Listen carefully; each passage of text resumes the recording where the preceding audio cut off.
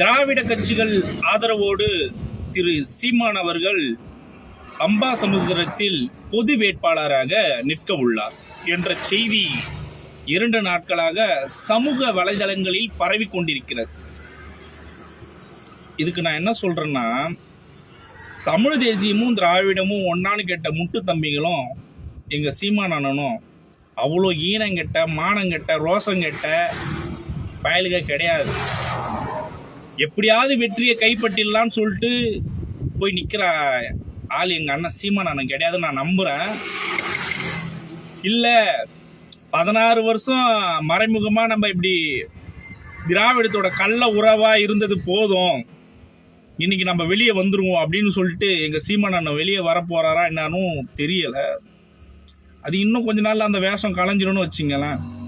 நான் ஆரம்பத்தில் இந்த முட்டு தம்பிகளுக்கெல்லாம் நிறைய வீடியோஸ் போட்டு சொல்லுவேன், தம்பி நான் ஆரம்ப காலகட்டத்திலேருந்து சீமான் அவர்கள் கட்சியில் தான் இருந்தேன், அண்ணனை பற்றி உங்களுக்கு தெரியாதுடா, நான் அவர் கூடயே பயணிச்சிருக்கேன்னா எப்படி கார் டிரைவராக இருந்தியா இல்லை அவங்ககிட்ட செக்யூரிட்டியாக இருந்தாலும் சொல்லாதீங்க தம்பிங்களா, அப்படி கிடையாது.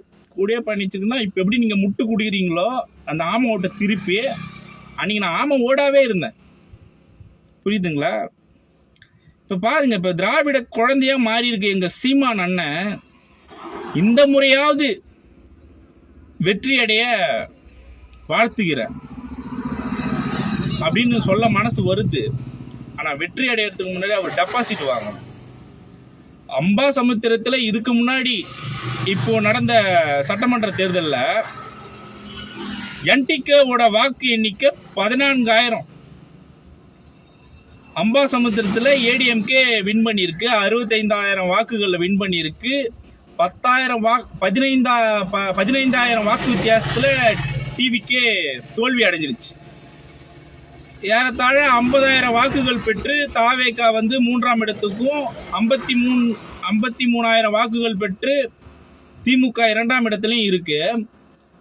நோட்டா உங்க அண்ணனுக்கு கீழே தான் இருக்கு. எப்படியும் நோட்டா உங்க அண்ணன் ஜெயிச்சிட்டாருப்பா, அதில் தப்பு சொல்ல முடியாது. ஆனால் இந்த முறையாவது உங்க அண்ணன் டெபாசிட் பெற்று சட்டசபையில் வந்து, சட்டசபைக்கெல்லாம் போக தேவையில்லப்பா, அவ்வளோ பெரிய வார்த்தைலாம் பேசாத அப்படின்னு நீங்கள் சொல்கிறது எனக்கு கேட்குது. சட்டசபைலாம் எங்கள் அண்ணனுக்குலாம் சரிப்பட்டே வராது. அதனால் போட்டியிடுங்க, நல்லபடியாக போட்டியிடட்டும். அட்லீஸ்ட் இப்போ எப்பயாவது ஆண்மகனாக வெளியில் வரீங்க பார்த்தியா, நாங்கள் திராவிடத்தோட கை கூலிங்க தான்டா, பார்த்தீங்களா? தமிழ் தேசியன்றது சும்மா அது மேல் போட்டிருக்க சட்டை. திறநிதிக்கு வேணால் அது யூஸ் ஆகுமா தவிர பொது உலகத்துக்கு, பொது மேடைக்கு, பொது இதுவுக்கு அது சரிப்பட்டு வராது. எவ்வளோ நாள் அதை வச்சுக்கிட்டு டெபாசிட் வாங்காதவனே, திருநிதி பிச்சைக்காரம்மவனே அப்படி இப்படின்னு எங்கள் அண்ணனை எவ்வளோ பேச்சு பேசுனீங்க. வரட்டுண்டா, வெற்றி அடையட்டும், வாழ்த்துருவோமே, தாவக்க சேர்ந்து வாழ்த்துறோம்.